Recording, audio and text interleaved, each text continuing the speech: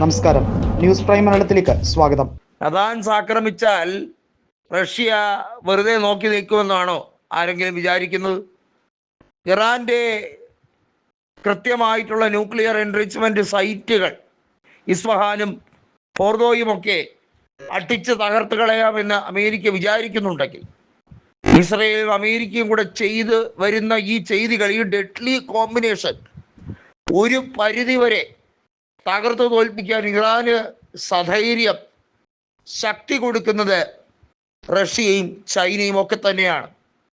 നോക്കൂ, ഇറാനെ ഏതെങ്കിലുമൊക്കെ രാജ്യം ഇൻഡയറക്ട്ലി ഉപദ്രവിക്കാൻ ശ്രമിക്കുകയാണെങ്കിൽ, അമേരിക്കയ്ക്ക് വേണ്ടിയോ ഇസ്രായേലിന് വേണ്ടിയോ സഹായങ്ങൾ ചെയ്തു കൊടുക്കുകയാണെങ്കിൽ ആ രാജ്യത്തെ ആക്രമിക്കുക എന്നുള്ളതാണ്. ഹോർമൂസ് കടലിടുക്ക് അടച്ചതുകൊണ്ട് തങ്ങൾക്കൊരു നഷ്ടവുമില്ല എന്ന് അമേരിക്ക പറയുന്നു. വാസ്തവത്തിൽ അമേരിക്കയ്ക്ക് നഷ്ടമുണ്ട്. അമേരിക്കയെ വിശ്വസിച്ച് മുന്നിട്ട് ഇറങ്ങിയിരിക്കുന്ന ഗൾഫ് രാജ്യങ്ങൾക്ക് അവരുടെ ദൈനംദിന ജീവിതം പരിതാപകരമാക്കി മാറ്റിയിരിക്കുകയാണ് ഇറാൻ.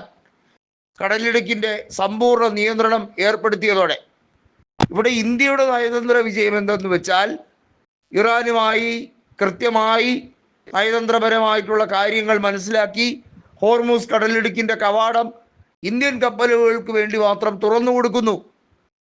ഇത് ഇന്ത്യ പ്രത്യേകമായി നേടിയെടുത്ത വിജയം തന്നെയെന്ന് നമുക്ക് പറയാമെങ്കിലും, മറ്റു രാജ്യങ്ങൾ, ഗൾഫ് രാജ്യങ്ങൾ കപ്പൽ ഗതാഗതത്തിൻ്റെ ഏകദേശ സ്തംഭനം ഇപ്പോഴും ഇറാൻ മാറ്റിയിട്ടില്ല. നോക്കൂ, ഇന്ധന വില വർദ്ധിക്കുന്നത് മാത്രമല്ല, ഇന്ധനത്തിൻ്റെ ക്ഷാമം, അതിൻ്റെ ദൗർലഭ്യത എല്ലാ തരത്തിലും ജനങ്ങൾ അനുഭവിച്ചുകൊണ്ടിരിക്കുകയാണ്.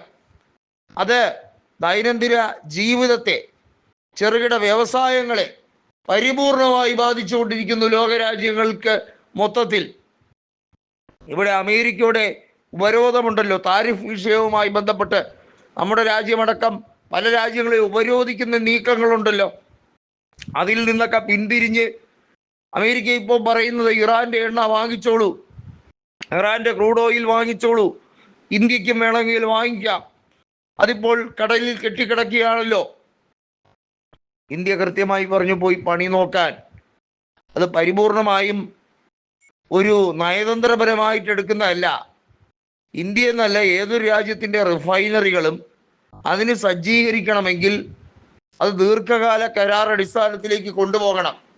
അമേരിക്ക പറയുന്ന രീതിയിലുള്ള അമേരിക്കയുടെ മുറുക്ക് മുഷ്ടി അടിച്ചേൽപ്പിച്ച് ലോകരാജ്യങ്ങളെ മുഴുവൻ തങ്ങളുടെ വരുതിയിലാക്കാം എന്നുള്ളതിൻ്റെ മറുപടി ഇറാൻ ഇപ്പോൾ കൊടുത്തുകൊണ്ടിരിക്കുകയാണ്. അഹങ്കാരത്തിൻ്റെ എല്ലാ സാഹചര്യങ്ങളെയും തകർക്കുക എന്നുള്ളതാണ് ഇറാൻ്റെ പരമപ്രധാനമായിട്ടുള്ള ലക്ഷ്യം. അത് നേടിയെടുക്കുക തന്നെ ചെയ്യും. മൊജ്തബ ഖമേനിയെ ആക്രമിച്ച് മൊജ്തബ ഖമേനിയെ ഇല്ലായ്മ ചെയ്യാം എന്ന് വിചാരിക്കുന്ന ഡൊണാൾഡ് ട്രംപിൻ്റെ ആ വിചാരങ്ങളെ എല്ലാം പൊളിച്ചടുക്കിക്കൊണ്ടിരിക്കുകയാണ്.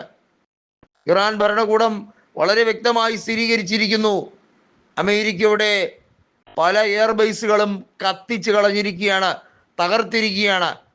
അത് അമേരിക്കയ്ക്ക് ഉണ്ടാക്കുന്ന ആഘാതം വളരെ വലുതാണ്. സാമ്പത്തിക ഞെരുക്കത്തിലേക്ക് കൊണ്ടുപോകാനും യുദ്ധത്തിൽ വലിയ വലിയ നാശങ്ങൾ വിതയ്ക്കാനും ഇറാന് കഴിയുമെങ്കിൽ അത് വല്ലാത്തൊരു മുന്നേറ്റമാണ്, അസാമാന്യ ധൈര്യം തന്നെയാണ്.